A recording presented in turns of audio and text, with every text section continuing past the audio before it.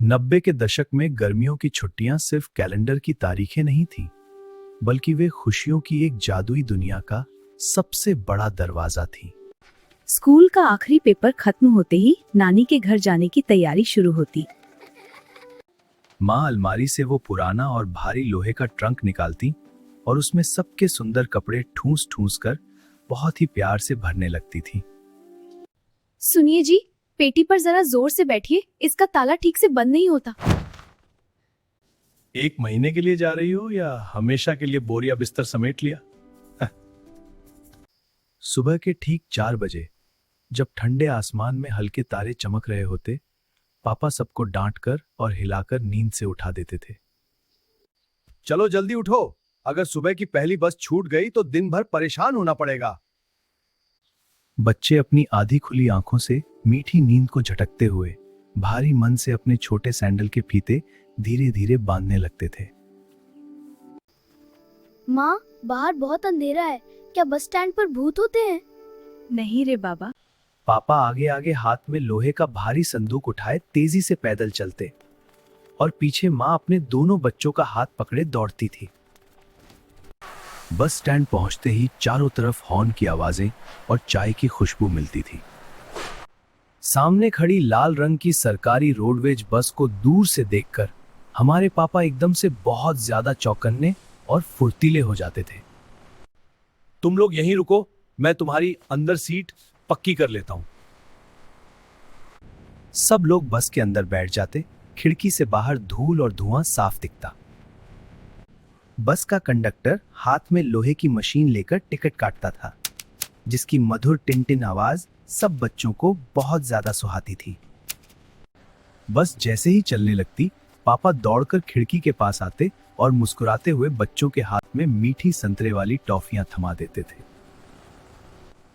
Bye bye पापा, आप जल्दी आना, हमें लेने आपकी बहुत याद आएगी। जैसे ही हमारी बस शहर की सीमा पार करती, पक्की सड़कें पीछे छूट जाती और धूल भरे ऊबड़ खाबड़ कच्चे रास्ते शुरू हो जाते थे। करीब 3 घंटे के लंबे और हिचकोलों भरे सफर के बाद हमारी बस आखिरकार गांव के उस बहुत पुराने तिराहे पर जाकर रुकती थी। वहां न तो कोई ऑटो रिक्शा होता और न ही शहर जैसी चमचमाती गाड़ियां दिखती। दूर नीम के पेड़ की छांव में खड़े मामा किराए के तांगे और तांगे वाले के साथ हमारा बेसब्री से इंतजार कर रहे होते थे। आ जाओ प्यारी दीदी, मैं सुबह से इस किराए के तांगे को लेकर खड़ा हूं।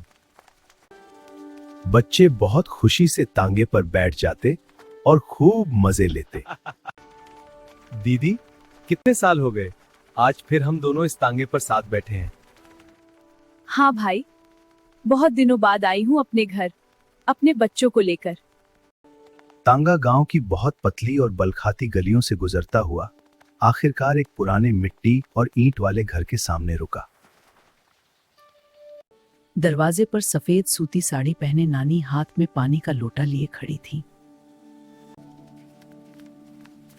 रे लाडले आ गए, आज तो तुम्हें खूब मलाई खिलाऊंगी। प्यारी नानी सबसे पहले दोनों बच्चों के पैरों पर ठंडा पानी डालती और अपने सूखे सूती आंचल से उनका पसीना प्यार से साफ करती थी। घर अंदर जाते ही मिट्टी के घड़े की सोंधी खुशबू और शांति महसूस होती थी।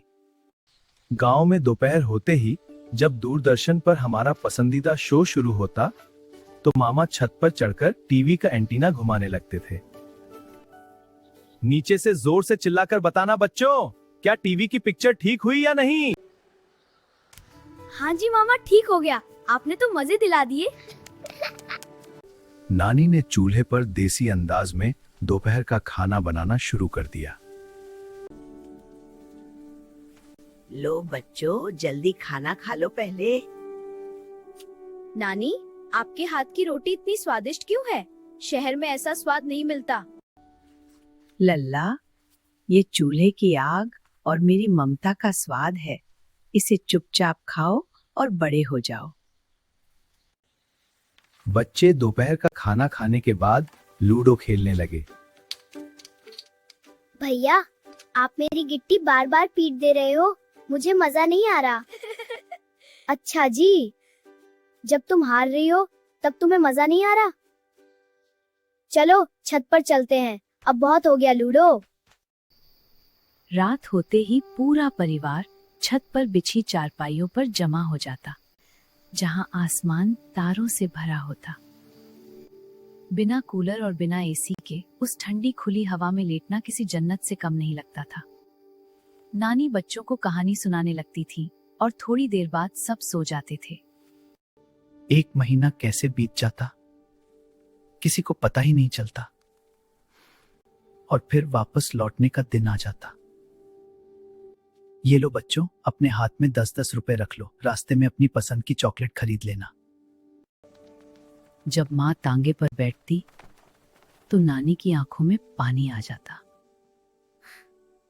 90 का वो बचपन, नानी का वो निस्वार्थ लाड प्यार हमेशा के लिए हमारी यादों की पेटी में बंद हो गया। अगर आपको कहानी पसंद आई तो लाइक, सब्सक्राइब और शेयर जरूर करें। मिलते हैं अगली कहानी में।